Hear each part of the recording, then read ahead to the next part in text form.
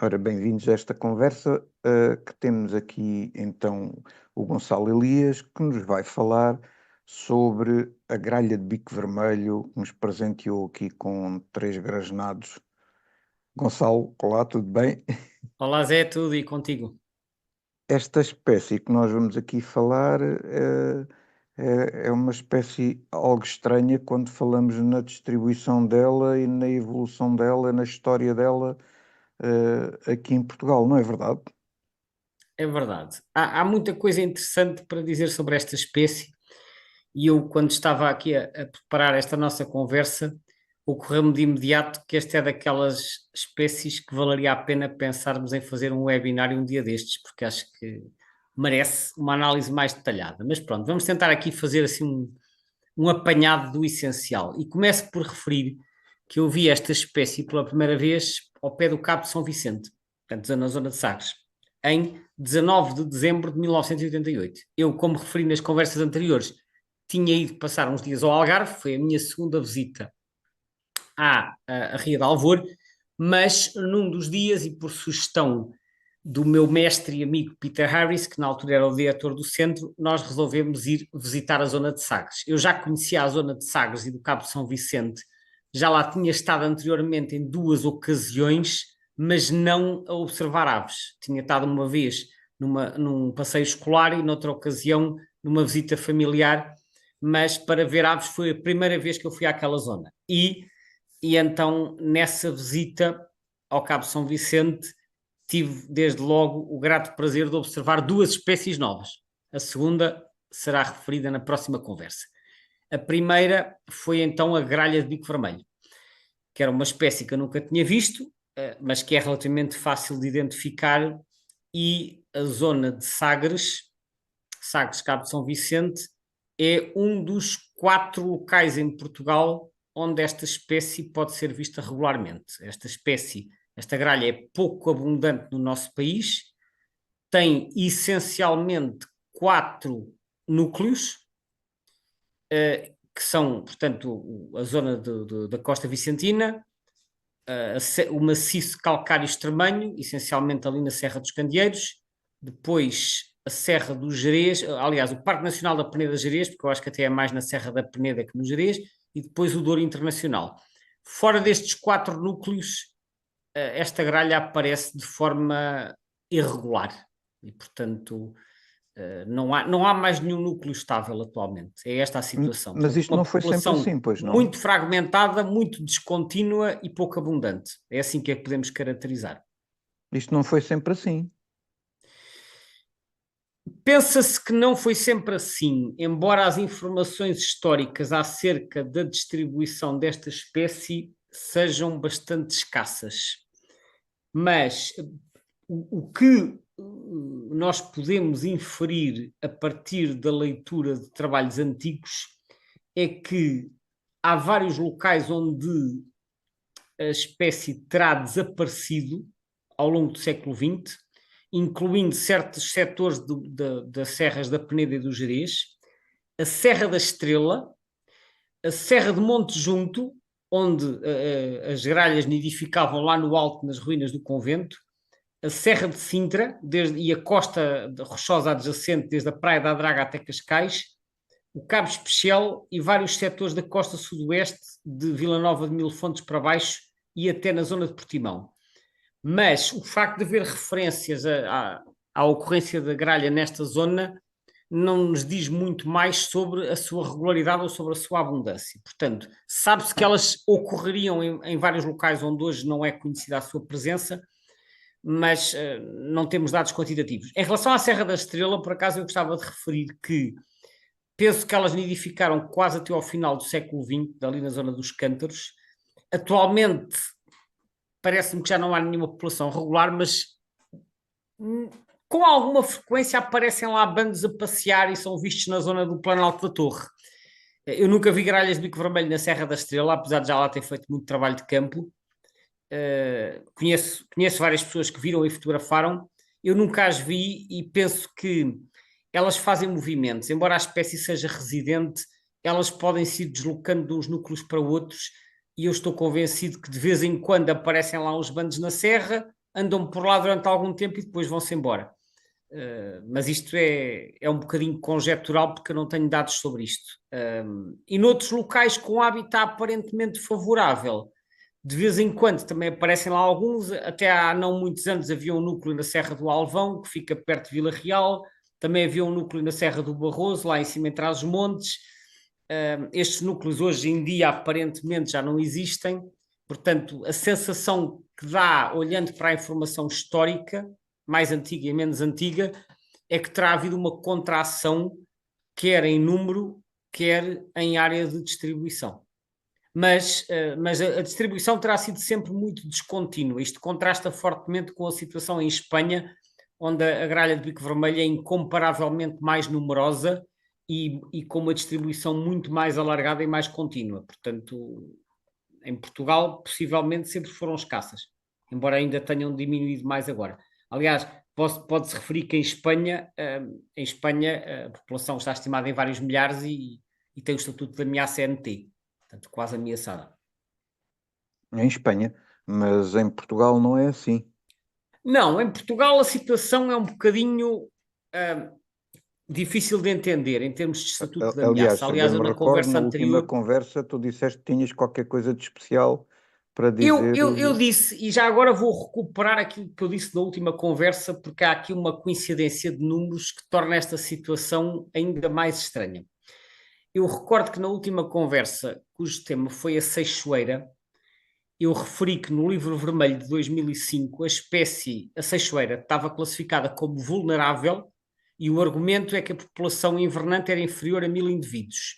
E na lista vermelha mais recente ela passou de vulnerável para em perigo e a população continua a ser inferior a 1000 indivíduos. Portanto, sem uma alteração populacional, mas apenas por estar abaixo dos 1000 indivíduos, passou de vulnerável para em perigo. Ora, com a gralha de bico vermelho acontece exatamente o mesmo, mas no sentido inverso. Ou seja, no livro vermelho de 2005, a gralha de bico vermelho estava em perigo e a justificação é que a população era reduzida a menos de 1000 indivíduos maturos, e na lista vermelha atual ela passou de em perigo para vulnerável, portanto desceu, e continua a estimar-se que a população é inferior a 1000 indivíduos maturos. Isto segundo o fecheiro PDF. Portanto, duas espécies, ambas com uma população inferior a 1000 indivíduos, quer em 2005, quer em 2023, sem aparentemente haver uma alteração populacional, uma passa de vulnerável para em perigo e outra passa de em perigo para vulnerável. Eu não tenho absolutamente nenhuma pista para explicar nem uma alteração de categoria, nem a outra, e menos ainda porque é que elas se dão em direções opostas. Não consigo entender. E apenas posso dizer aquilo que já disse a propósito de outros casos em que é apresentado de forma muito sintética o Estatuto de Ameaça. Era muito bom, já não vou dizer para esta lista vermelha que está publicada, mas era muito bom que no futuro se considerasse em desenvolver um bocado mais estas justificações para o Estatuto de Ameaça, porque estas alterações de categoria sem justificação causam perplexidade. E eu recordo-me quando esta lista vermelha saiu, em 2023, de ter havido outras pessoas que comentaram exatamente a propósito da gralha de bico vermelho, que não entendiam como é que tinha passado de em perigo para vulnerável quando não houve qualquer melhoria da situação da espécie no país. Pode ter havido alguma estabilização, é certo, ou seja, não me parece que elas estejam, nos últimos 20 ou 30 anos, tenham diminuído drasticamente, apesar de terem desaparecido talvez o núcleo do Alvão, que era um núcleo periférico, mas não houve uma melhoria a ponto de se poder passar de em perigo para vulnerável.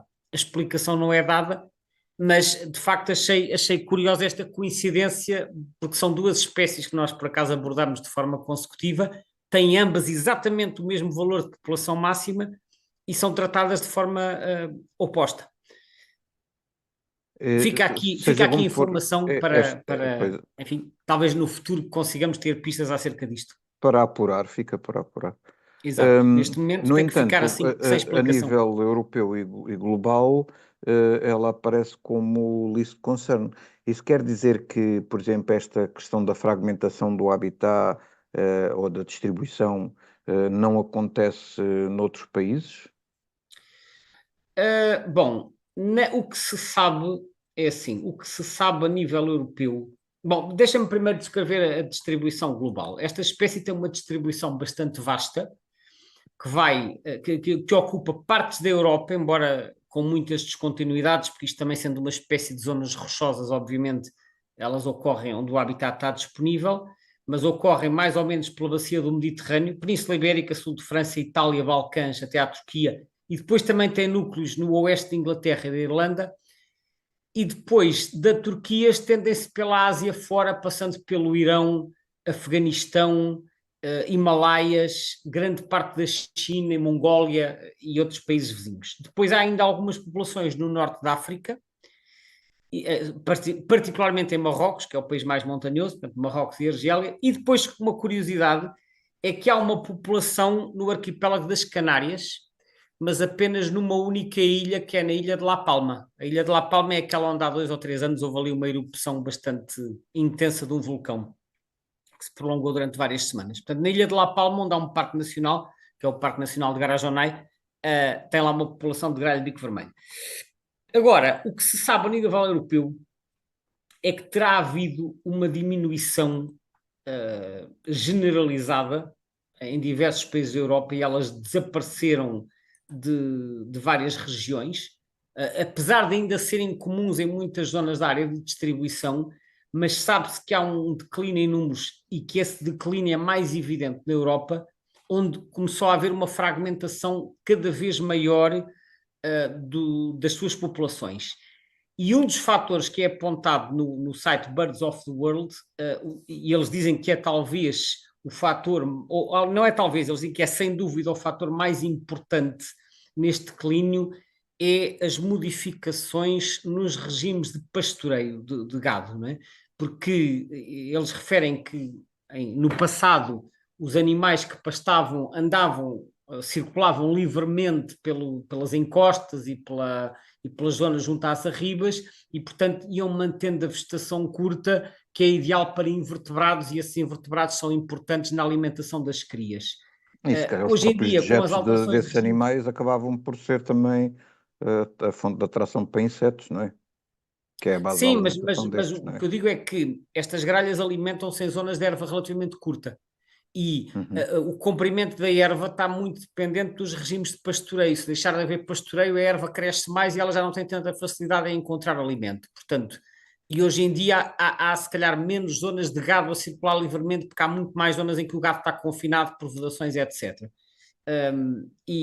Portanto, estas alterações do uso do solo relacionadas com o pastoreio, em muitas áreas, terão contribuído para a diminuição e para a fragmentação das populações. E penso que é por causa disso que em Espanha elas passaram a NT, porque o que se passa em Espanha, embora as informações que estão no Atlas espanhol são um bocadinho confusas, porque eles próprios o que têm no texto contradiz o que está nos mapas, porque os mapas sugerem que houve um aumento da área de distribuição, mas depois eles no texto dizem que não houve aumento, o que acontece é que houve maior detecção de indivíduos e por isso é que elas apareceram aqui em algumas zonas e mesmo os dados do programa SACRE, que é o programa de seguimento de aves reprodutoras comuns, não indicam uma diminuição. Eles, contudo, no texto apontam que esse programa é dirigido a aves comuns e que a gralha de bico vermelho não é uma ave comum e, portanto, não é bem mostrada por este programa. Portanto, de qualquer forma, em Espanha os dados sugerem, mesmo a informação histórica, que também terá havido um declínio acentuado ao longo do século XX e que elas terão desaparecido de muitas zonas. E eu penso que isso é um dos fatores que levou a classificar essa espécie como NT. Por exemplo, inclusive havia alguns núcleos em zonas urbanas, como por exemplo em Segóvia, que é uma cidade que fica ali a noroeste de Madrid, e em Segóvia eu lembro de ver lá no aqueduto romano que lá existe, e eles aqui no Atlas dizem que em Segóvia, por exemplo, e noutras cidades, essas populações urbanas também estão a diminuir por causa dos programas, às vezes, de requalificação dos monumentos. Estas espécies que nidificam em cavidades, se os monumentos forem requalificados, o que na prática muitas vezes significa encher os buracos com argamassa ou com outros materiais, acaba por haver menos cavidades disponíveis para nidificarem. Portanto, estas aves urbanas ressentem-se muitas vezes desse tipo de intervenções nos edifícios históricos. A realidade é que em Espanha, como no resto da Europa, se tem observado uma diminuição. Em Portugal também, embora me pareça que em Portugal a espécie nunca terá sido abundante. Os dados mais recentes que aparecem agora no Atlas Nidificantes, portanto, que está no mesmo site da lista vermelha, embora a lista vermelha, em termos de números, fale apenas de haver menos de 1000 indivíduos maturos, no Atlas propriamente dito fala apenas em 100 a 300 casais. Portanto, 100 a 300 casais dá 200 a 600 indivíduos maturos. Mesmo assim, esta estimativa é superior à do Atlas anterior, que o Atlas anterior falava em 100 a 200 casais. Portanto, supostamente aqui até haveria um bocadinho mais, mas, mais uma vez, nós não sabemos de onde é que vieram estes números, porque são apresentadas estimativas populacionais, mas não explica se houve um censo, se não houve um censo, portanto, é difícil interpretar estes números, que nós não sabemos muito bem como é que se chegaram lá. É tal conversa, cada vez temos mais acesso à informação, mas não sei porque nesta área a informação não está a ser partilhada.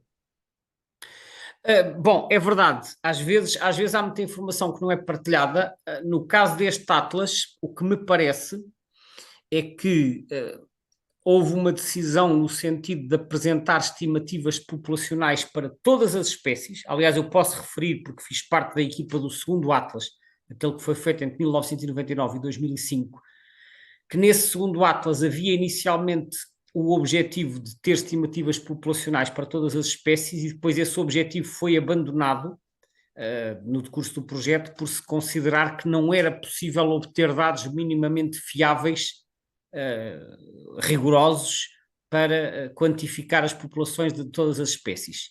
Portanto, no segundo Atlas havia essa intenção e depois foi abandonada. Isto eu digo porque sei, porque participei no segundo Atlas. No terceiro Atlas não estive envolvido, aparentemente, e digo aparentemente a julgar por aquilo que está no site, terá havido uma decisão de apresentar estimativas populacionais para todas as espécies, aquilo que se tinha pensado fazer no segundo Atlas. Mas que eu saiba, não houve censos dirigidos à maioria das espécies, portanto eu não faço ideia como é que se chegou a estes valores, portanto não conseguimos dizer se eles são muito ou pouco rigorosos. Penso que em algumas espécies serão razoavelmente rigorosos, porque as populações são conhecidas. Noutros casos, possivelmente serão menos rigorosos, mas não consigo dizer muito mais do que isto. Já agora, apesar de não ser a vez de falar dessa espécie, mas, portanto, esta espécie define o género Pyrrhocorax com mais outra espécie apenas, não é? A gralha de bico amarelo ocorre em alta montanha, nomeadamente no norte de Espanha, por exemplo, na Cordilheira Cantábrica e nos Pirineus, ocorre nos Alpes, ocorre em Marrocos e noutros países, mas é uma espécie que normalmente aparece acima dos 2000 metros de altitude ou 3000. Em Portugal não aparece. Mas em Portugal temos então a gralha de bico vermelho só, que é Pyrrhocorax pyrrhocorax. E o que é essa história do Pyrrhocorax? Ora bem, Pyrrhocorax é uma palavra que vem do grego, é uma palavra composta. Corax significa corvo, como nós sabemos, né? Agora, pirro vem de pirros ou purros, depende como transliteramos isto do alfabeto grego, e que significa vermelho, ou cor de chama, cor de fogo, né? Assim, aquele vermelho alaranjado. E, portanto, Pyrrhocorax significa, traduzido literalmente, corvo vermelho, ou corvo cor de fogo, que é uma alusão à forma do bico. Curiosamente, quando o nosso amigo Linneu, que foi quem descreveu esta espécie em 1758, propôs o nome, ele não o colocou na família dos corvídeos. Nós podíamos pensar que ele tinha chamado Corvus pyrrhocorax, mas não. Ele achou que isto era um parente próximo da popa. E então Por causa da chamou-lhe, forma do bico, não? talvez, e pela forma de voar, com aquelas asas arredondadas, não é? A verdade Sim. é que ele lhe chamou o Pupa pyrrhocorax. Portanto, era a popa gralha vermelha, é o que isto quer dizer. Depois, mais tarde, isto é reclassificado, como aconteceu a muitas espécies que se percebeu que tinham outras afinidades, e é proposto então o gene Pyrrhocorax pelo Vieillot em 1816, e esta espécie transita para lá. Mas há aqui ainda uma outra curiosidade, é que em Portugal nós temos uma subespécie diferente, que é a subespécie Pyrrhocorax erythroranthus, que é uma das 8 subespécies da gralha de bico vermelho a nível mundial. Aliás, peço desculpa, eu tenho que corrigir aqui uma informação que dei. O gene Pyrrhocorax não foi proposto pelo VAO, foi proposto sim pelo Tunstall em 1771. Bem, na verdade, as informações são contraditórias, porque diferentes sites aqui dão informações divergentes. Portanto, o Tunstall era um ornitólogo, ou Tunstall, não sei como é que isto se lê, era um ornitólogo inglês. Há umas referências que dizem que foi o Tunstall que propôs em 1771, outras dizem que foi o VAO, não fui aprofundar muito a questão. Seja como for, não é o género original do Linneu, porque o Linneu meteu isto no género o Pupa Pyrrhocorax. Depois, mais tarde, isto passa então por tautonímia a ser Pyrrhocorax. E eu ia dizer que em Portugal temos a subespécie Pyrrhocorax erythroranthus. Erythros vem do grego, significa vermelho, e ranfus significa bico, portanto, erythroranthus significa exatamente de bico vermelho. Mas a curiosidade aqui, e esta sim foi proposta pelo VAO, esta população ibérica, a curiosidade aqui é que esta não foi proposta originalmente como subespécie. Esta subespécie erythroranthus, que ocorre em Portugal, Espanha, França, Suíça, Itália e ilhas do Mediterrâneo, ela foi proposta pelo VAO com um nome de espécie completamente diferente, aparentada não aos corvos, não às polpas, mas sim aos roleeiros. Ele chamou-lhe Corácea erythroranthus. Portanto, vê bem, enfim, a complicação que eram aqui estas relações taxonómicas entre as espécies aqui da família dos corvídeos. Portanto, ele enfia isto, Corácea erythroranthus, não é coráceas, é corácea. Eu não percebo se isto é suposto ser o mesmo que roleiro ou não, porque roleiro é coráceas. Portanto, há aqui depois umas nuances que seria necessário aprofundar um bocadinho melhor para perceber aqui estes nomes.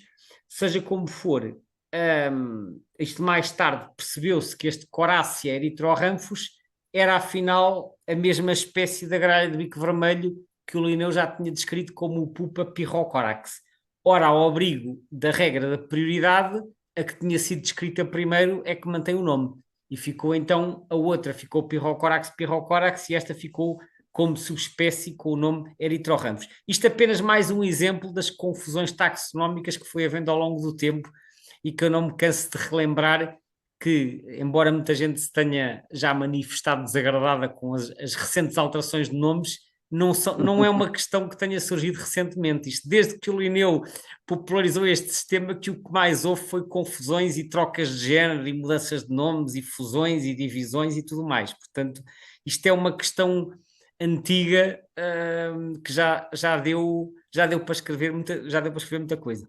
E com estas espécies que são essencialmente residentes em toda a sua área de distribuição, o mais provável é, mais cedo ou mais tarde, haver alguém que se põe a estudar a genética destes bichos e de repente, quando dermos por ela, ainda há aí mais alterações a sugerir. Pois, isso, não te admires se isso vier a acontecer.